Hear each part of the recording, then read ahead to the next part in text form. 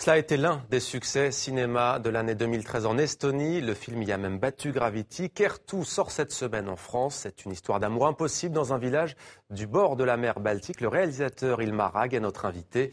Bonsoir, merci d'être avec nous. Alors l'histoire se passe donc sur la petite île de Saaremaa. Cette histoire, c'est celle de Kertu, 30 ans, une femme qui vit chez ses parents. Lors d'une fête de village, elle rencontre et elle se rapproche de Vilou, un homme à la dérive. On regarde la bande-annonce.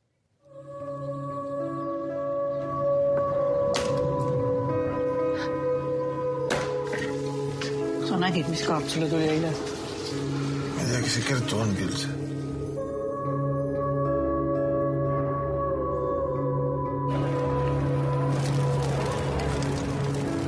Sina kirjutasid mulle selle luuletuse või?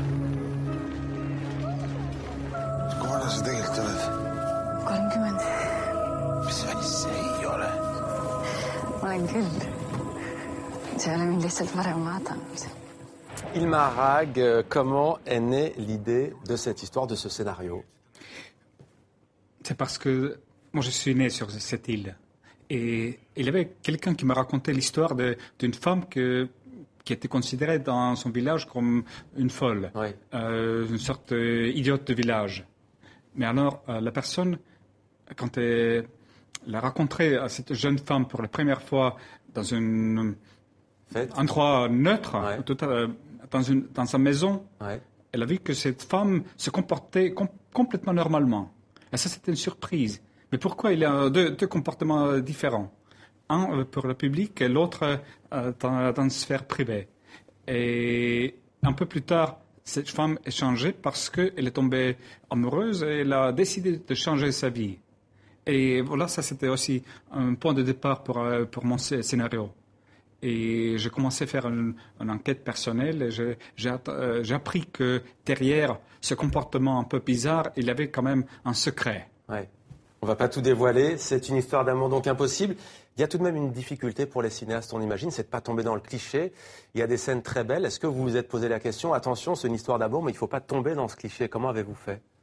Ça, c'est toujours très, très difficile parce que il y avait un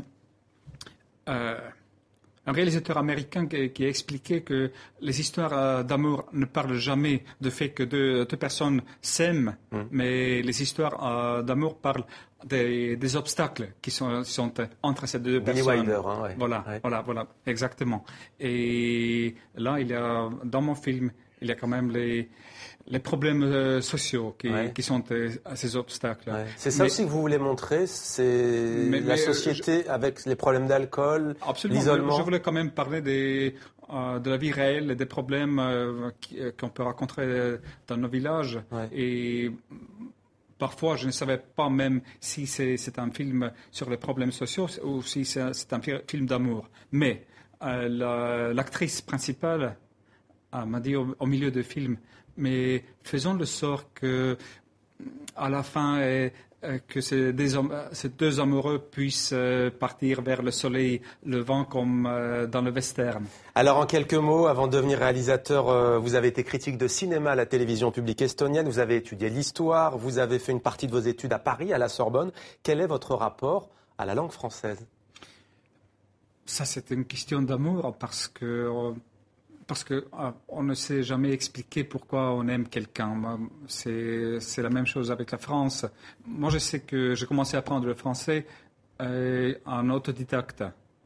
Je ne l'ai pas appris en Estonie à l'école, mais juste j'ai décidé qu'il faut que je l'apprenne.